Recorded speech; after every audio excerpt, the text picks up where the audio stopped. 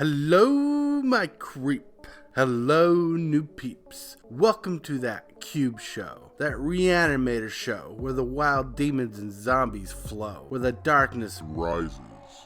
This is a video where we are going through the mono black cards in my multicolored cube. And what can you expect to see in this episode? How about a heavy emphasis on reanimation, that graveyard recursion, also some big beefy reanimator targets to open up the show, and a hidden zombie deck that can be made in draft.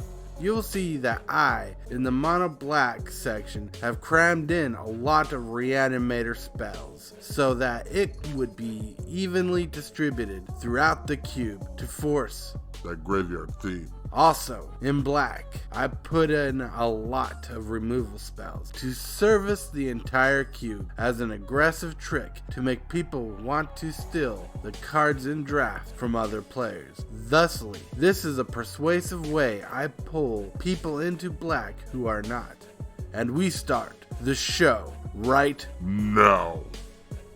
Not to mention the fact that you're talking to a dead guy! In my mono black, we have some reanimator targets that are going to bring black into the game. They add value or just need the support. These are powerful targets and powerful creatures. And note, these cards can be cast from the hand in my cube, especially with the decks that run green or the two-color decks that can be built from the cube. But reanimation is the easiest way to get these creatures onto the battlefield because we are building three-colored decks all the time. Very rarely will you even see a two-color deck built from my cube. So we start with the old school, classic, amazing Grave Titan. He fits in the zombies token deck, but is just a value engine by himself. With that death touch and big beefy body, he makes for some big interactions, and that Titan is just strong himself. Then we have the classic Kokusho, the Evening Star, who has an amazing death trigger, making him good in both the aggressive builds and the quirky combo builds. He works with a fun combo with a recurring nightmare, and this card is not to be underestimated. And remember those commander decks I keep mentioning with them hidden gems? Well, here we have Archfiend of Spite, who is no joke. He turns games around with his ability to be both aggressive and defensive, causing a player to lose life if he is dealt damage, makes him a limited all-star who loves to turn games around. And quickly, let me get this out of the way. All spells with madness in the mono black portion of the cube work as a signpost card, but they are spells that vary in different sections for different purposes, so they are scattered throughout the black section. Then we have Archon of Cruelty. He makes for scary combat interactions. See, I want the combat to be the obvious way to win in my cube environment. So a card like this makes for a threatening target with that when attacks or enters the battlefield trigger to force an opponent to sacrifice or lose life, and he controls the game. My favorite card to reanimate, we have Shieldred, Whispering One. Yes, this card is just nuts. Not the most busted card on this list, but the most interactive card on this list. This creature becomes a massive target quick, a one kill on sight creature. This card has power, but not as much power as the last card on this list. Oh boy, at the end of this list, we have the amazing and powerful, the great Grizzlebrand. This card is insane in the membrane. He's an 8 mana 7/7 with flying and lifelink, and that draw ability? Damn. Being really scary, but in my cube environment, he's not broke. But he is the most busted card to reanimate for sure. He is an all-star, being heavy on that steep mana cost. He really loves to be the target of reanimation. And this brings us to the recursion spells of mono black. Blood in his veins dried up decades ago. Here on the recursion spells list, you are going to see a lot of these recursion spells. As well in the multicolored strategies you will see in the future, or in future videos, this list is made of some aggressive reanimator spells. Some of the best in the game, and some that just keep the power level even with the rest of the cube. This section services the entire cube, so if you want to reanimate a Bellfire Dragon or a Tali Primal Storm, this section will help you get that done. We start with the saucy and classic card, Reanimate. This is the card that Reanimator is named after. This card is nuts. The life loss stapled on this card is only hindered by the power level of the target that you bring back. It lets you hit any graveyard. The power level of this card only scales up with the game. Then we have Persist, which has a built-in non-legendary clause to help keep that power level tame, as well as being a cheap spell. It makes for a great aggro spell for the aggro decks in the cube. See, this card can't grab creatures like Grizzlebrand, building a pseudo safeguard from being too powerful. It fits a sweet spot on what creatures want to do and what you want to bring in black. We also have the classic Animate Dead. This card is amazing. With a lot of the multicolored interactions that is offered, this card loves to play in any graveyard. Being an enchantment, this card has fun benefits that work with different strategies and synergies, making this card a top pick for the Reanimator strategy.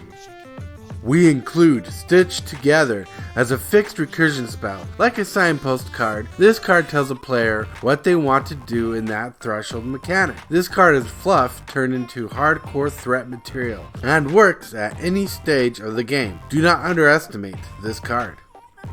And here we have a favorite card of mine, Recurring Nightmare. This Reanimator spell has some disgusting interactions in token strategies and enchantment synergy. This card is quite the spectacle, and I'd first pick this card all day long, offering a strong reanimation style gameplay with that built-in reusability. This card is stronger than it looks. As we conclude to our next card, we have the classic simple Zombify. This card is just solid. It's a solid recursion spell just as it is. It is basic and fits in all combinations that black is in. Being a 4-mana spell, it is fair, and we love the classic Zombify.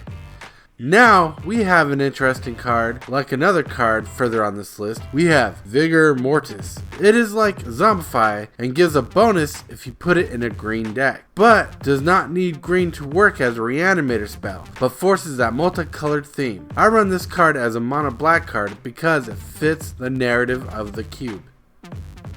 Oh snaps! We have Dread Return. This card is an amazing and versatile card. It has that flashback ability and it's a heavy cost, but that cost is just solid. This is just a classic spell for those aristocratic style decks, and for those decks that don't mind losing a few little creatures for the bigger win condition. This card shines as a strong Reanimator spell.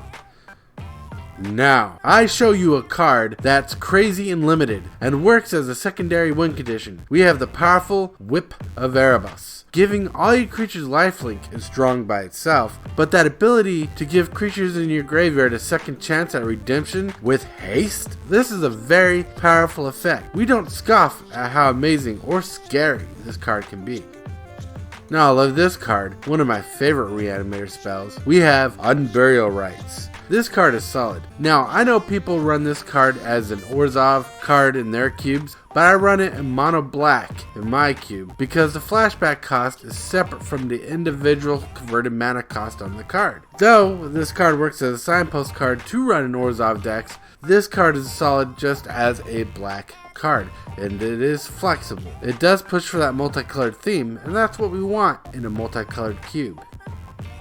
And now, the next card on our list is just amazing. We have Bond of Revival. This 5-mana Reanimator spell gives its targets haste, which can be a blowout win condition in the right strategy. This makes for fun combat interactions as well, and to which we want combat to be an obvious way to win.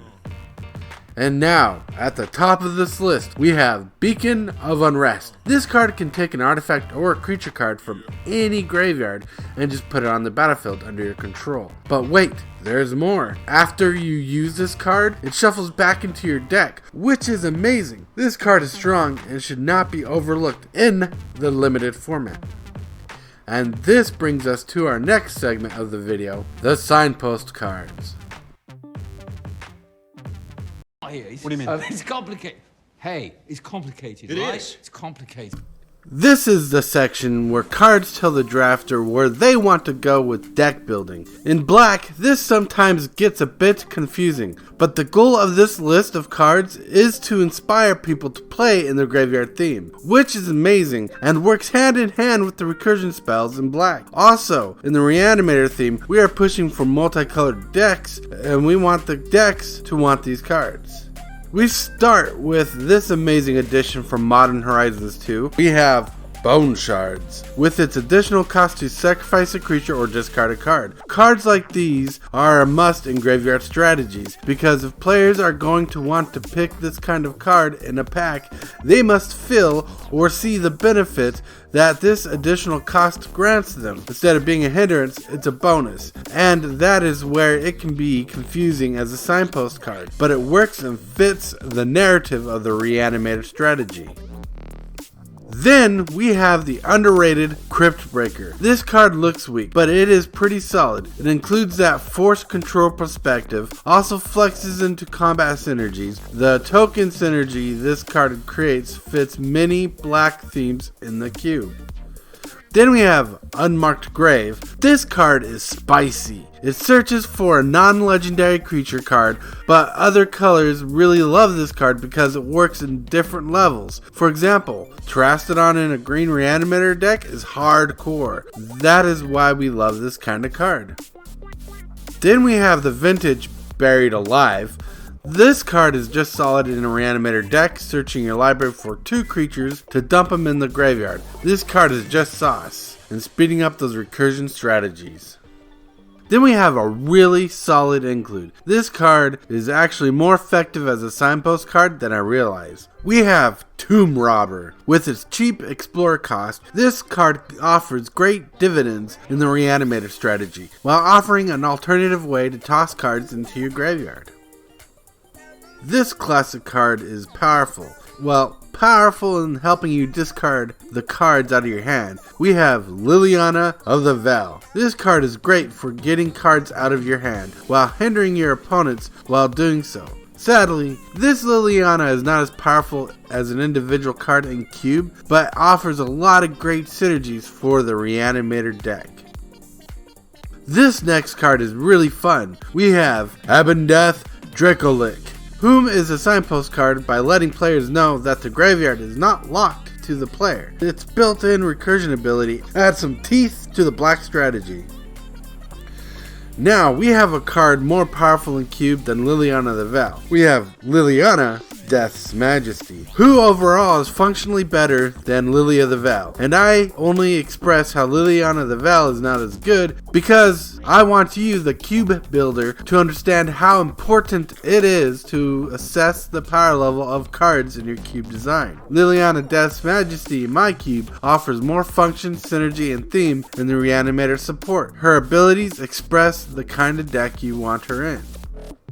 And the next signpost card we have is the crazy, fun Doom Whisperer. This card is just great. A 6/6 with flying and trample is just solid, but that pay 2 life to surveil 2 ability is simply over the top, and we want this card in the Reanimator decks. This card is Knucking Futs. The next signpost card on this list is also an alternative win condition. We include Geth, Lord of the Vault, who is just more impressive than his read. He is a mill strategy stapled with graveyard theft. This card is just simply OP. He becomes the focus of a game. He tells players what kind of graveyard strategy he wants to be in, and he does it impressively. And on top of the signpost list, we have Rakshasa Debaser. He is a good Reanimator target, and he plays well into the graveyard. This Mad Kitty Meow Meow loves to express the theme of graveyard strategies and loves stealing from the opponent's graveyard. He tells the drafter that he wants to be in the mill deck, or a Reanimator deck. That is just amazing, just simply amazing. And that leads us to our next section, our draw and tutors.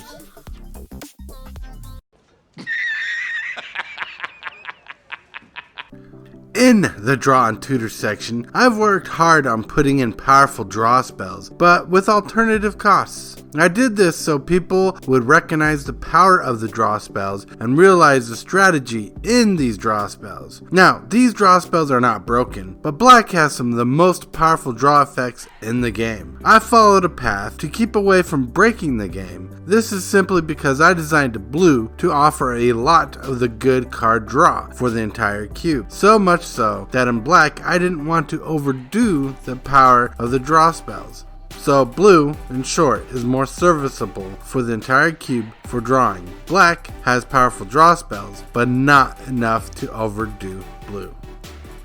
We start with Village Rites, which is an amazing card in the cube. Awfully good for a single black mana with that additional cost to sacrifice a creature to cast at instant speed. This gives you flexibility and range. The range of this card is crazy good.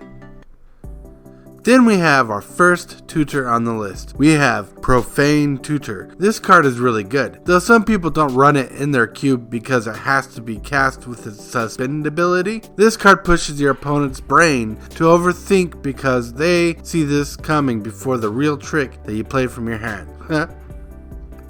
Then we have Costly Plunder. This card is an instant draw spell with its additional cost, but cards like these are just to let you trash a creature that's dying in combat anyway. That's why I love spells like these.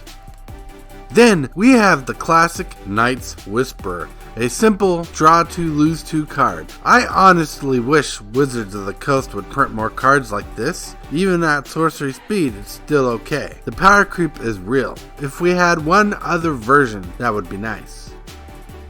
Then we have the classic Demonic Tutor. This card is just solid. A solid tutor for 2 mana. You get the card you want, and that is that. Let me express this point. Cards like these can fetch lands from your deck. So don't let the market price of this card fool you into thinking you have to get a cooler card. This card is flexible and works in any point of time in the game.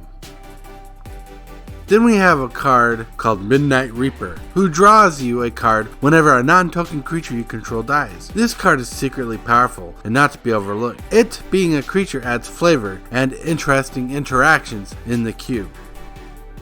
Then we include Liliana's Standard Bearer. This card surprises me for how well it works for drawing, and in draft and limited format, this card is pretty nuts. This creature having flash gives you a combat trick fill, and it fits in a lot of decks.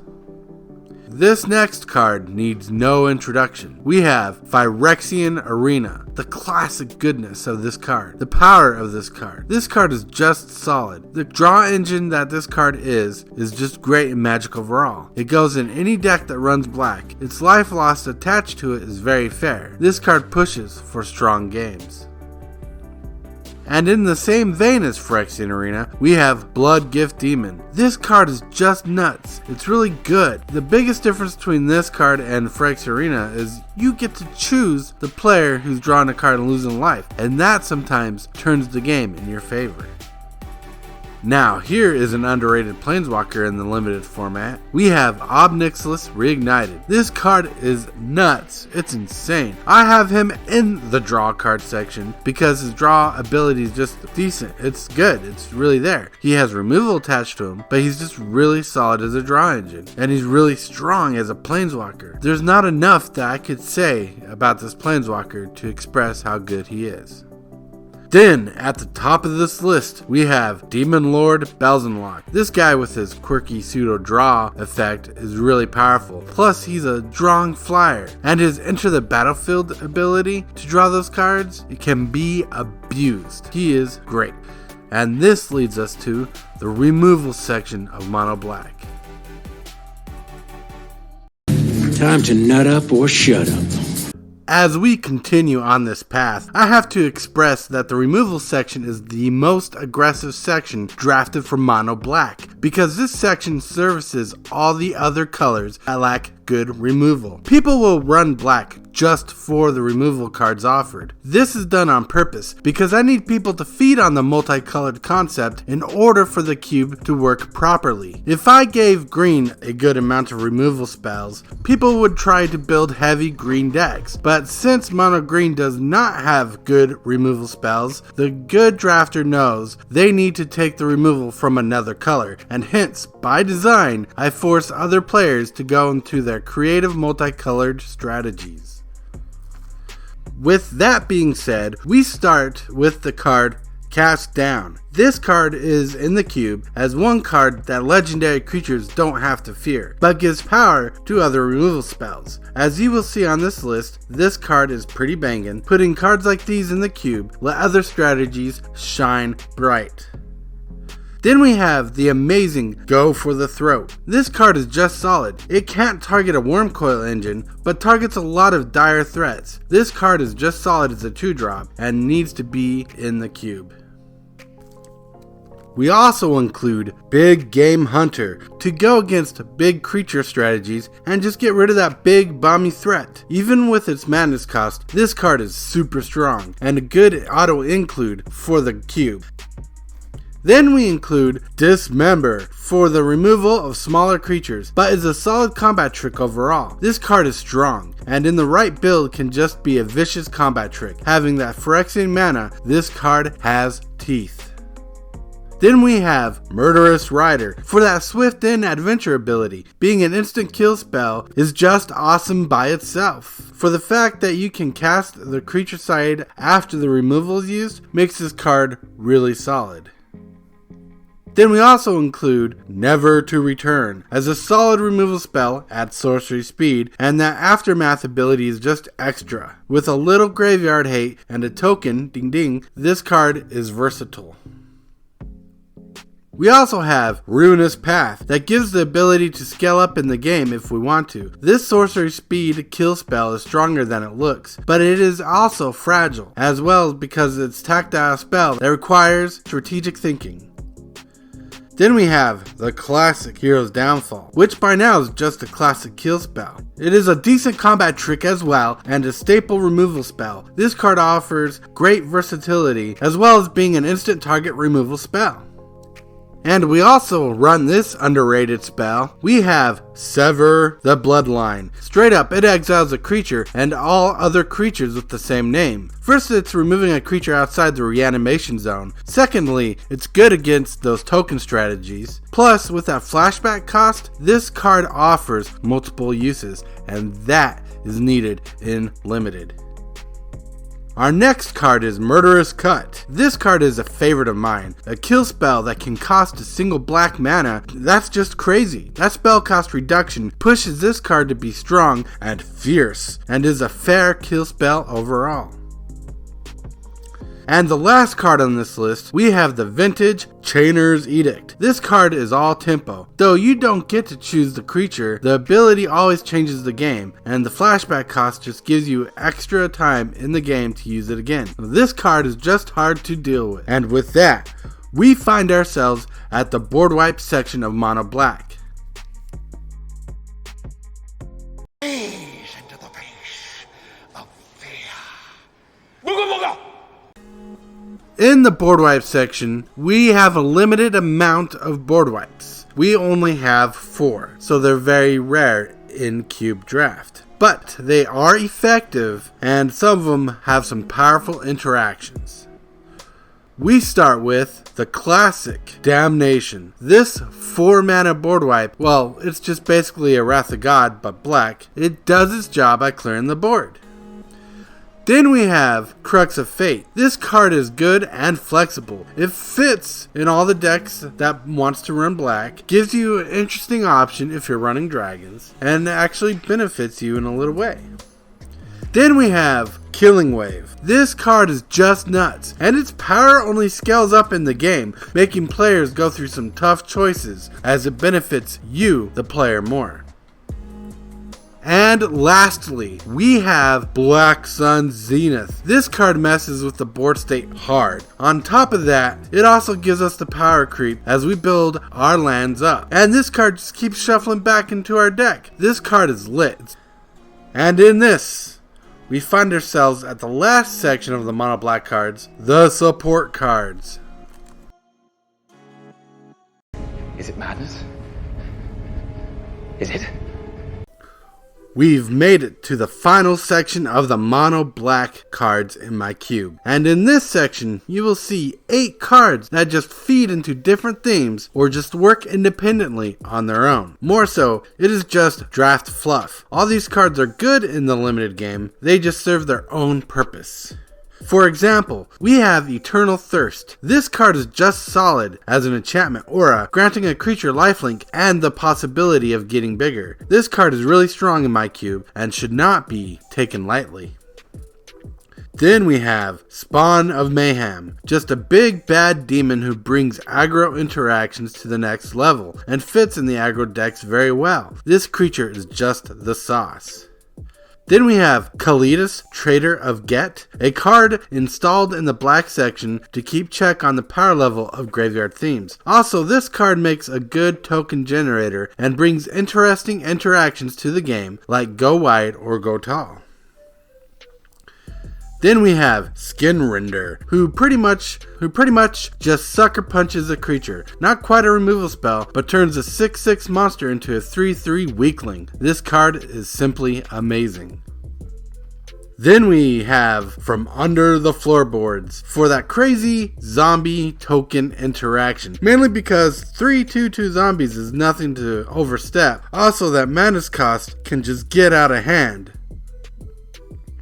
Oof, we have Obnixilis the Fallen for the landfall deck and interactions. This creature just brings in the power, especially in the green-black Golgari style landfall decks. This card is nuts.